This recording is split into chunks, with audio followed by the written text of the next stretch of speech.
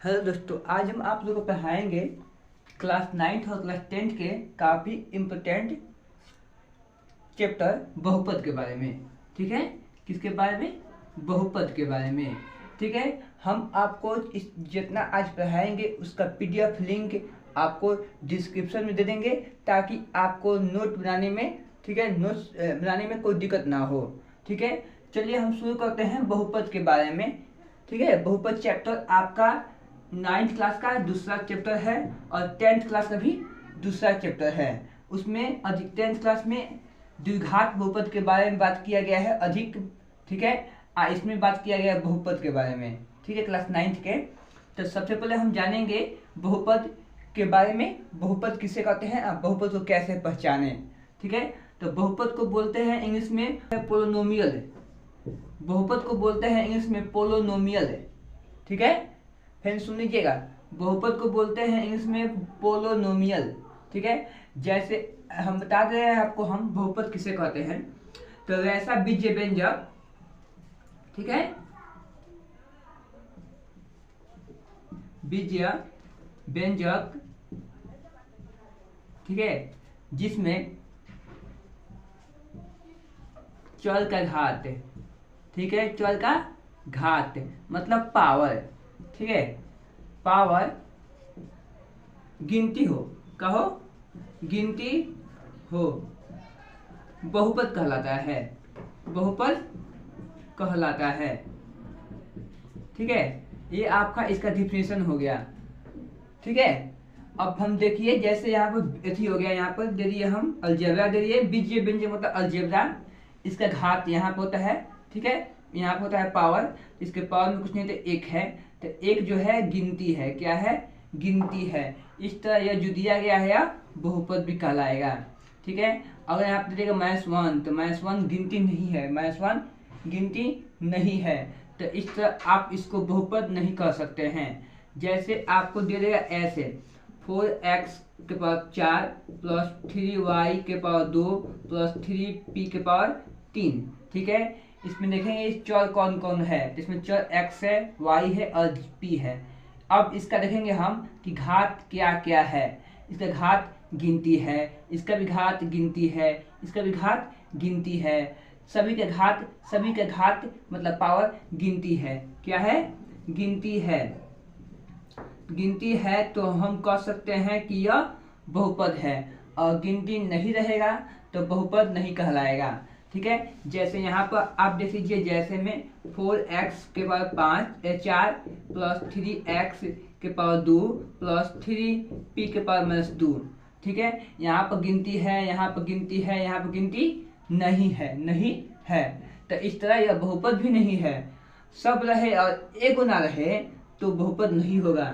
ठीक है, सभी को होना चाहिए, सभी को होना चाहिए। अगर एक भी नहीं रहे गिनती तो बहुपद नहीं कहलाएगा। ठीक है, जैसे यहाँ पर 3x के पावर 4 प्लस 3p के पावर -2, यहाँ पर अति है, गिनती है, यहाँ पर गिनती नहीं है, तो बहुपद ही नहीं है।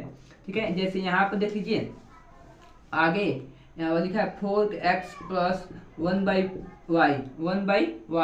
तो यहाँ पर नीचे है, बटा में है चर, अगर बटा में भी चर रह जाए तो अभी बहुपद नहीं होता है, क्योंकि बटा में जब चर रहता है इसको ऊपर ले जाएगा तो ये माइनस में आ जाएगा, इसका पावर आ जाएगा माइनस में, मतलब ये हो जाएगा 4x प्लस, ठीक है, y के पावर -1।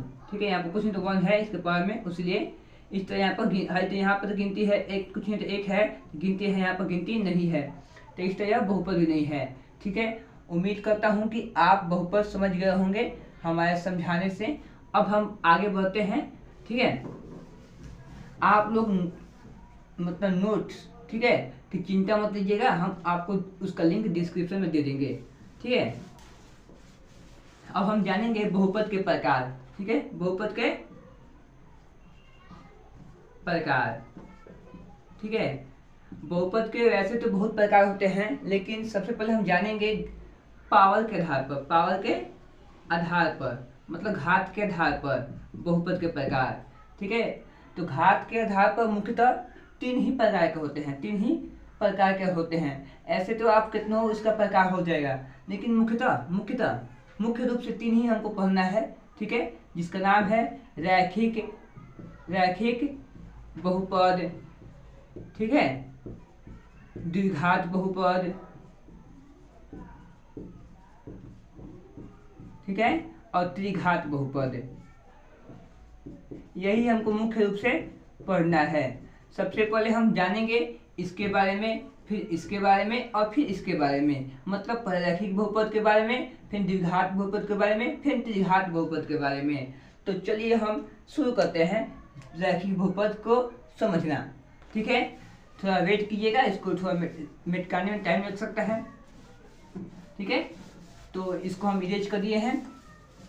यहाँ पर हम लिख रहे हैं रैखिक बहुपद। क्या? रैखिक बहुपद, ठीक है, रैखिक बहुपद। तो सबसे पहले हम जान चुके हैं बहुपद किसे कहते हैं, तो अब इसी के माध्यम से इसका हम परिभाषा देंगे, ठीक है। तो वैसा, यहाँ देखिए परिभाषा हो जाएगा आपका, वैसा बहुपद, ठीक है, जिसमें चर का अधिकतम घात एक हो, रैखिक बहुपद कहलाता है। रैखिक बहुपद कहलाता है, ठीक है। यहाँ कह रहा है जैसे यहाँ 2x हो गया, इसके घात में कुछ नहीं तो 1 है, अधिकतम सबसे ज्यादा यही है, तो ये आपका रैखिक बहुपद हो गया। जैसे में इसको देख लीजिए, ठीक है, यहाँ पर सभी के घात में 1 है, मतलब अधिकतम घात 1 है, तो ये रैखिक बहुपद है। जैसे इसको हम देखेंगे 2x के पावर 2 प्लस 3x, यहाँ पर अधिकतम, इसमें तो 1 है, इसमें 2 है, तो अधिकतम सबसे ज्यादा घात 2 है। कितना है? 2 है। तो इस तरह यह आपका रैखिक बहुपद नहीं है, रैखिक बहुपद नहीं है। जैसे आप इसको देख लीजिए एग्जाम्पल के थ्रू, यहाँ पर हम देखेंगे, ठीक है, तो इसका अधिकतम घात 4 है, अधिकतम घात 4 है, लेकिन अधिकतम घात 1 नहीं है, तो इस तरह यह रैखिक बहुपद नहीं है, ठीक है, हो गया ना। अब हम आगे बढ़ेंगे, जैसे यहाँ पर आगे हम बढ़ेंगे द्विघात बहुपद। द्विघात बहुपद की ओर, द्विघात बहुपद, ठीक है।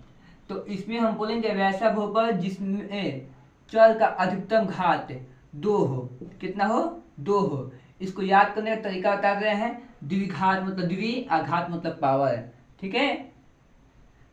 सुन लीजिएगा द्विघात बहुपद की परिभाषा, वैसा बहुपद जिसमें चर का अधिकतम घात 2 हो, द्विघात बहुपद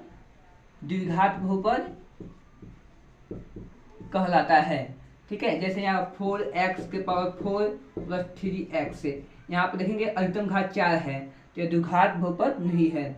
4x square plus 3x plus 4, यहाँ पर हम देखेंगे अधिकतम घात, यहाँ 2 है, यहाँ पर 1 है, यहाँ कुछ नहीं है, तो अधिकतम घात कितना है? 2 है, तो आपका हो गया द्विघात बहुपद, ठीक है। वही बताया गया है, यदि अधिकतम घात 2 रहे तो द्विघात बहुपद कहलाता है, ठीक है। जैसे यहाँ पर हम देखेंगे इसको हम,